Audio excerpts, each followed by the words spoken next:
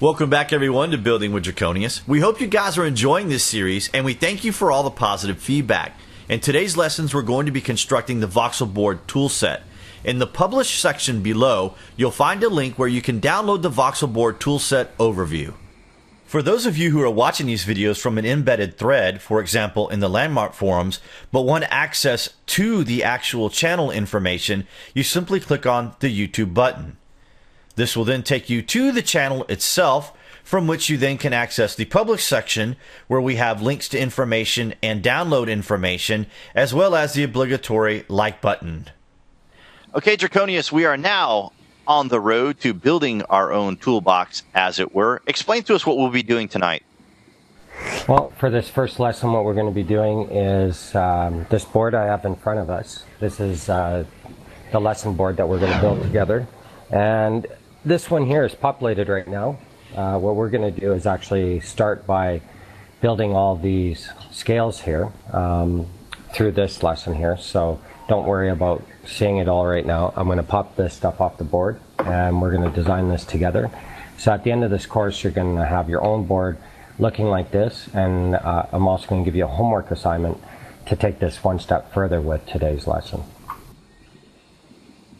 Okay. So we're going to get started building this board.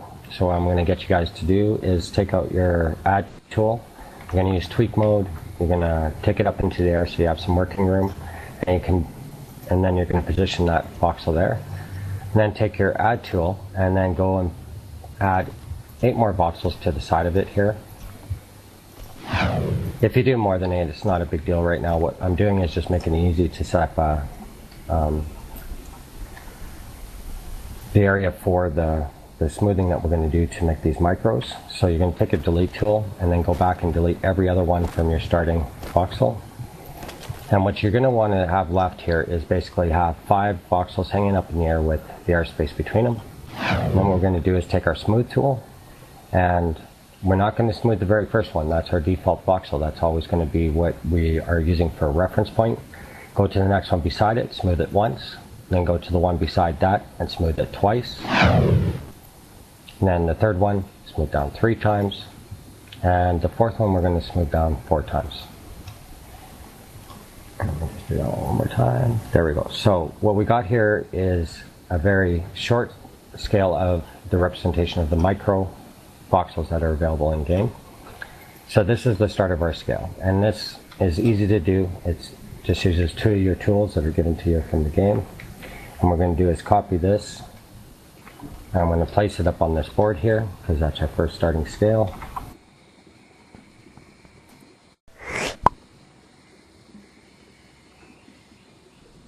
Now with your board you can organize it the way you want, because this course is just to show you the techniques on how to make it, and it's up to you to take it further. That will be the homework, or organize it the way you want to to better reflect how you look at things. Now we have the bottom end of the scale, so we have the minus side. Now we need the plus side. Draconious, is there a good, better, or best material to use when you're building your board? Yep, in my experience, you want to stay away from lumicite, water, and glass voxels. They have the special material types that don't lend well to your board voxels. I would stick with contrasting colors, white on the backboard, with darker voxel in front, or the reverse, whatever you see fit for your board. Okay, so we've made this first set, and this is what we consider the micros. They are smaller than the default voxel here, and with this set here, I want to just illustrate. I'm going to be calling these out by numbers, and we're going to read left to right. So our smallest one here, I'm going to paint it green. That's number 1, then number 2, 3, 4, and the default one is 5 on this scale. So whenever I'm talking a number, you guys will know from left to right which one I'm talking about. And I'll be naming these scales, so as we go on in the course you'll know what scale I'm talking about and what number piece. But we'll just move on here. So the next part we've got to make is this upper part of the scale, because what we've done is we've shrunken the default voxel down to its smallest size. Now what we're going to do is take that default voxel to its maximum size as a normal voxel. So what I'm going to do here is I'm going to copy out the default voxel, and we're going to hang it up into the air. And then what we're going to do, in order to make number 6 what we're going to do is use number 4, the one before. So they're complementary. I'm going to use the one prior in the same position and make the one after in the same position, per se. So I'm going to copy that out, paste it up, and I'm going to go and paste it into the diagonal corners of this default voxel I hung up into the air. If you just bear with me, I'll get my tool lined up. There we go. And what we're going to do is position this in all 4 corners on the top.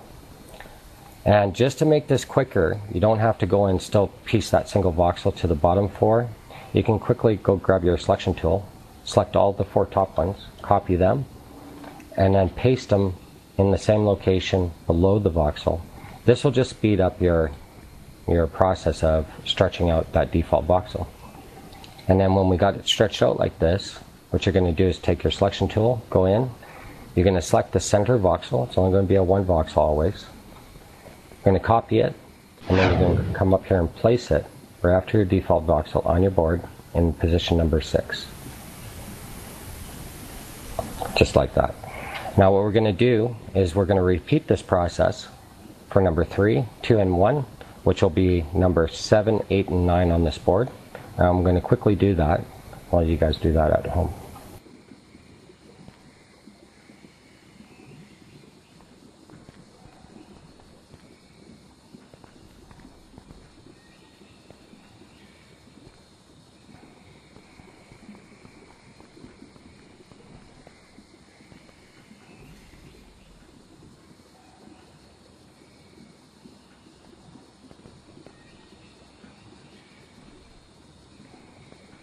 And if you notice there, when I put in piece number 3, it was taking the piece larger as I'm putting it into the corners than piece number 4.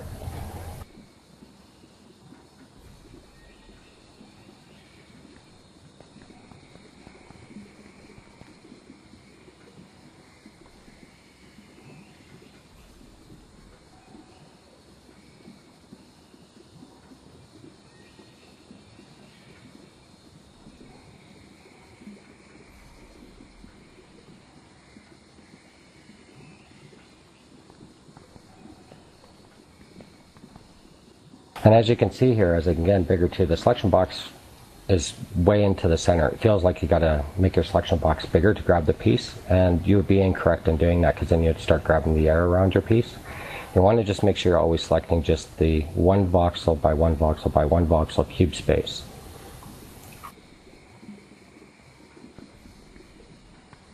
And I'm just about to do the last one, number 1 here, which will give us number 9 on our set on the other side.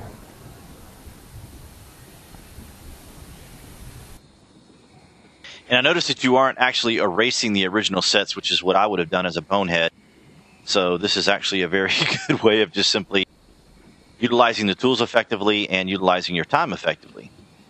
Yeah, and keeping an organized and clean work area. The good thing with the engine is that you're always changing your voxels, and you can always change your voxels. So even if we start off with a design here, by implementing other voxels with different shapes, we can change that design. So that's where it's just easier to keep rotating through the same workspace with your pieces, and it keeps it clean and organized that way as well.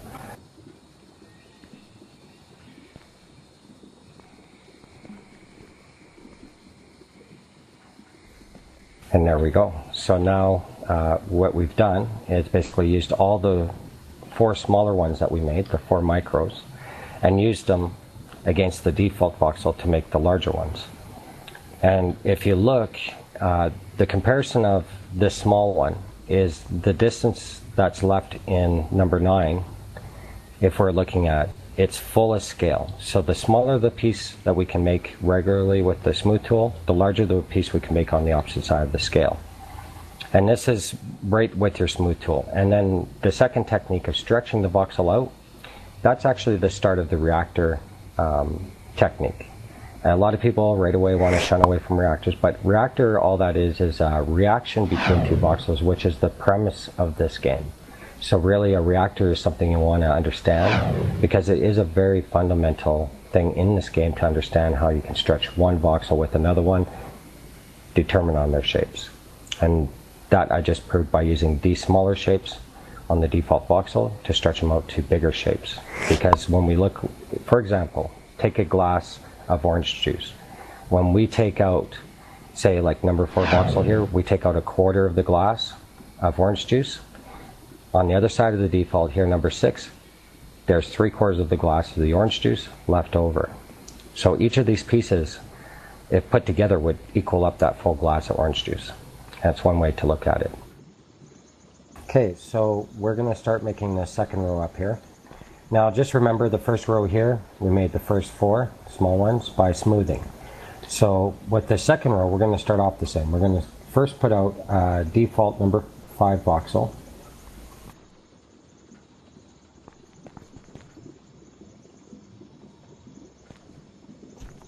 Again, hang it up into the air. Now the difference from this, because on the first set we would just start smoothing this to get the small ones, what we're going to do is add 5 more voxels and make this just a solid line of voxels going up. And I'll explain why we're going to do this. So this will be the additional step to this method, but we're going to continue the method as far as our smoothing. So I'm going to smooth the entire thing once.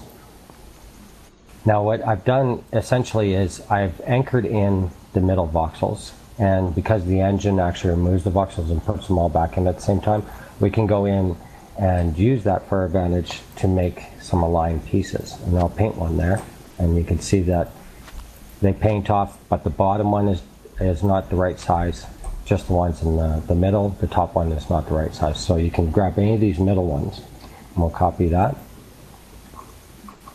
And what we're going to do is put that right above number 4.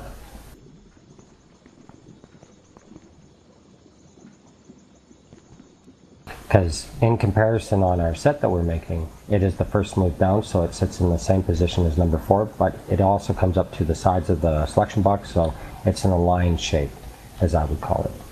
And what we're going to do is repeat this process for these other 3 shapes, and I'll quickly do that.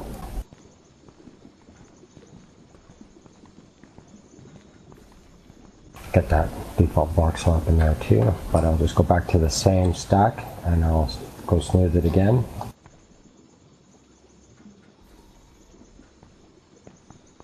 Copy out one of the pieces in the middle, and we're going to paste that beside, and that'll be number 3.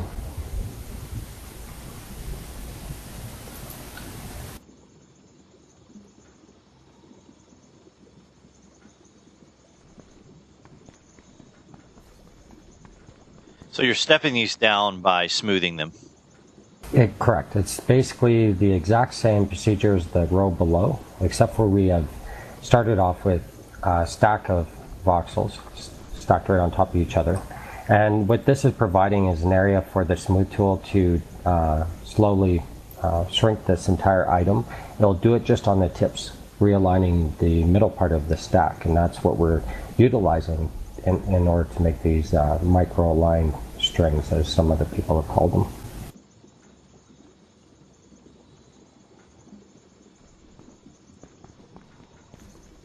And that will be our last one. That should be our number 1.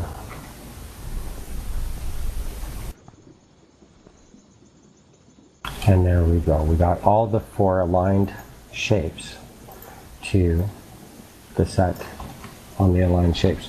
And you can notice there, I'll put my selection box over this N1 on the bottom row. Can you see that? Right.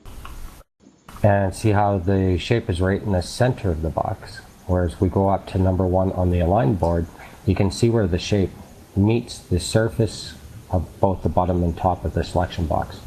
So it's that there won't pull out another normal voxel on the upward or downward motion.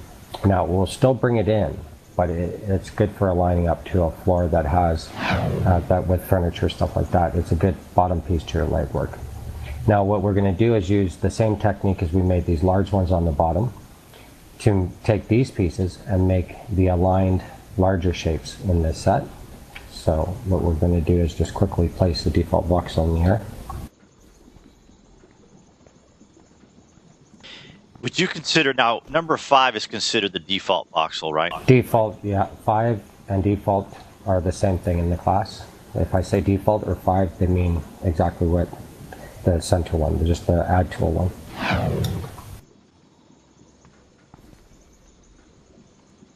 And we're going to then place number 4 on the align set in all the top corner positions, making sure that you face the aligned side of that piece towards the center. So you're not going to go, and here I'll just turn one to show you what I mean is the wrong way of doing it. For this example, you don't want to put it on its side like that. You want to make sure that the aligned side's facing up. So that it's matching exactly the way we have it on the board. Yes, what we're trying to do is retain the selection box edge for these pieces.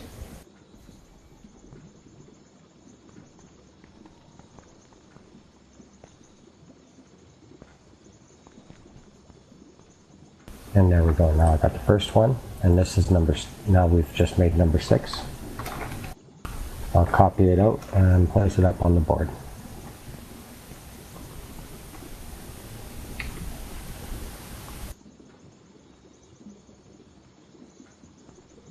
And now we're just going to rinse and repeat this method for all the remaining 3.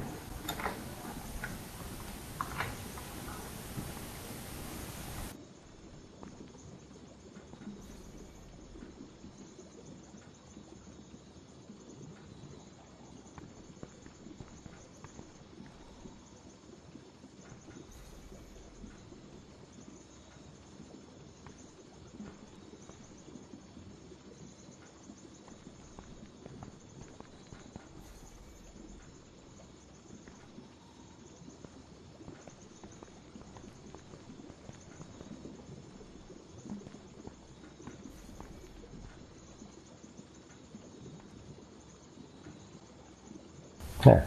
Now we have both the aligned strings on those 4 smooths, and then we got their counterparts up here in the our larger stretch voxel. That concludes part 3 of building with Draconious, and in part 4, we'll be completing the voxel board. Be sure you're following me and Draconious on Twitter. Check the published section to lock in times you can catch me, Draconious, and Evil's Twitch broadcast. Thanks for watching, everyone. If this video has been entertaining and helpful, please consider hitting that like button and subscribe for future landmark news.